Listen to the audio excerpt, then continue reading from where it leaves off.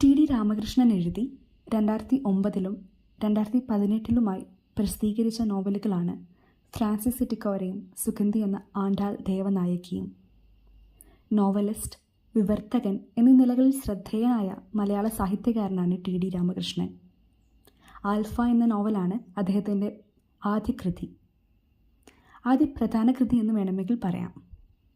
പിന്നീടാണ് ഫ്രാൻസിസ് എറ്റിക്കോരയും സുഗന്ധി എന്ന ആണ്ടാൾ ദേവനായകിയും ഉടലെടുത്തത്. നിങ്ങൾ മിസ്റ്ററി, ത്രില്ലറൊക്കെ ഉൾപ്പെടുന്ന ബുക്കുകൾ വായിക്കാൻ ഇഷ്ടപ്പെടുന്ന ഒരാളാണെങ്കിൽ ഒരിക്കലെങ്കിലും വായിച്ചിരിക്കേണ്ട നോവലാണ് ഫ്രാൻസിസ് എറ്റിക്കോര. 308 പേജുള്ള ഈ നോവൽ 18-ാം കൂറ്റുകാരെന്ന കുടുംബത്തെക്കുറിച്ചും ആ കുടുംബത്തിൻ്റെ നിഗൂഢതകളെക്കുറിച്ചും രഹസ്യ സ്വഭാവത്തെപ്പറ്റിയും വായനക്കാർക്ക് മുൻപിൽ തുറന്നു വയ്ക്കുന്നു. കൂടാതെ എറ്റിക്കോര മുത്തപ്പൻ എന്ന ശക്തി കേന്ദ്രത്തെപ്പറ്റിയുള്ള അന്വേഷണവും ഒപ്പം ലോകത്തിൻ്റെ വിവിധ കോണുകളിലെ ചരിത്രവുമെല്ലാം കൂട്ടിയിണക്കി ഫിക്ഷൻ എന്ന് വായനക്കാരിൽ തോന്നിപ്പിക്കാതെ മലയാളത്തിൽ പൊതുവായി കാണപ്പെടാത്ത ആഖ്യാന ശൈലിയുള്ള ഒരു നോവലാണ്. 3 സ്ത്രീകളിലൂടെ തുടങ്ങി ഒടുവിൽ ഒത്തിരി നിഗൂഢതകളിലേക്ക് എത്തിക്കുന്ന നോവൽ വേറിട്ടൊരു വായന അനുഭവം സമ്മാനിക്കുന്നുണ്ട്. ആദ്യത്തെ ഒരു 30 പേജിൽ തന്നെ വായനക്കാർക്ക് മുൻപോട്ട് തുടർന്ന് വായിക്കാനുള്ള ഒരു പ്രചോദന തരുന്നുണ്ട്. ആദം ജോൺ സിനിമയിലെ KPC ലളിതയുടെ കഥാപാത്രം ലെന അവതരിപ്പിച്ച കഥാപാത്രത്തെപ്പറ്റി കാളിയന്തല കുടുംബം, കറുത്തച്ഛനൂട്ടുന്നവർ എന്നൊക്കെ പറയുന്നുണ്ട്. ആ ഒരു സിനിമ കണ്ടപ്പോൾ നിങ്ങൾ ആസ്വദിച്ചവരാണെങ്കിൽ, അല്ലെങ്കിൽ നിങ്ങളിൽ ഒരു തരം ക്യൂരിയോസിറ്റി ഉണർത്തിയിട്ടുണ്ടെങ്കിൽ ഈ നോവലും നിങ്ങൾക്ക് തീർച്ചയായും ഇഷ്ടപ്പെടും. ടി.ഡി. രാമകൃഷ്ണൻ്റെ ഫ്രാൻസിസ് എറ്റിക്കോര വായിച്ചിഷ്ടപ്പെടുകയാണെങ്കിൽ ബെന്യാമിൻ്റെ 2011-ൽ പ്രസിദ്ധീകരിക്കപ്പെട്ട മഞ്ഞവെയിൽ മരണങ്ങൾ എന്ന നോവൽ കൂടി വായിക്കുക. അതും ഈ ഒരു കൂട്ടത്തിൽ പെടുന്നവയാണ്. ഒത്തിരി നിഗൂഢ സ്വഭാവമുള്ള ഒരു നോവൽ തന്നെയാണ് അതും. ഈ 2 നോവലും വായിച്ചു കഴിഞ്ഞാൽ ഒരിക്കലെങ്കിലും ഈ കഥയോ കഥാപാത്രങ്ങളോ തികച്ചും സാങ്കല്പികൻ മാത്രമാണോ അതോ യാഥാർത്ഥ്യമാണോ എന്നറിയാൻ നമ്മളെക്കൊണ്ട് ഗൂഗിൾ സെർച്ച് ചെയ്യിക്കാൻ തക്ക ശക്തിയുള്ളവയാണ് ഈ 2 നോവലിലെ കഥയും കഥാപാത്രങ്ങളും. ഇനി സുഗന്ധി എന്ന ആണ്ടാൾ ദേവനായകിയിലേക്ക് കടക്കാം.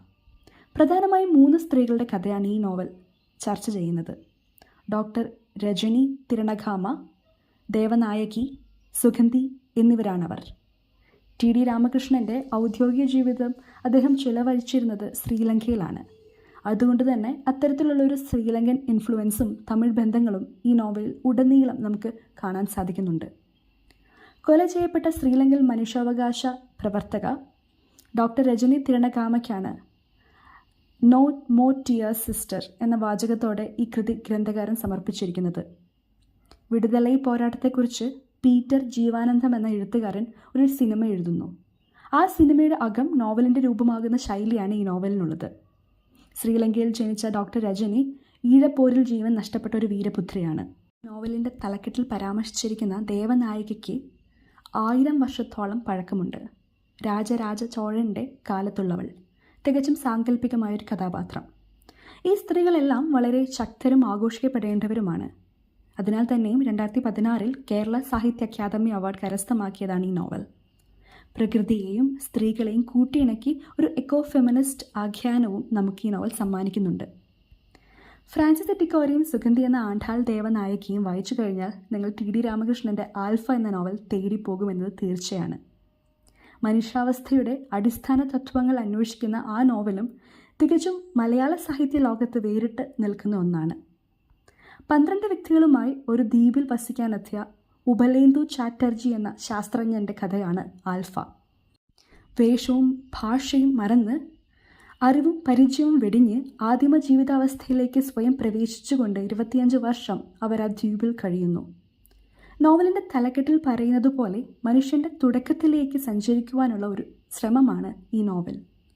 സാമൂഹിക വികാസ പരിണാമത്തെ സ്വയം അറിഞ്ഞ് പഠിക്കുവാനുള്ളൊരു പരീക്ഷണം. അതായിരുന്നു ആ ദ്വീപിലെ ജീവിതം. മനുഷ്യമെന്ന സങ്കല്പത്തിലേക്കുള്ള സ്വപ്നത്തിലേക്കുള്ള യാത്രയിൽ എത്രയോ കുറച്ചു മാത്രമേ ഹോമോസാപ്പിയൻ എന്ന ഈ മൃഗം സഞ്ചരിച്ചിട്ടുള്ളൂ എന്നുള്ള ഉൾക്കാഴ്ച തരുവാൻ ടി.ഡി. രാമകൃഷ്ണൻ്റെ ആൽഫ എന്ന നോവൽ നമ്മെ സഹായിക്കും. അതായത് നമ്മുടെ സത്യയെപ്പറ്റി ചിന്തിക്കുവാനുള്ളൊരു അവസരം. അപ്പോൾ ഈ 3 നോവലുകളും ഫ്രാൻസിസ് എറ്റിക്കോര ആവട്ടെ, സുഗന്ധി എന്ന ആണ്ടാൾ ദേവനായകിയാവട്ടെ, ആൽഫയാവട്ടെ വളരെ മനോഹരമായ, പൊതുവെ കാണപ്പെടാത്ത ശൈലിയുള്ള വേറിട്ട അനുഭവങ്ങൾ സമ്മാനിക്കുന്ന നോവലുകളാണ്.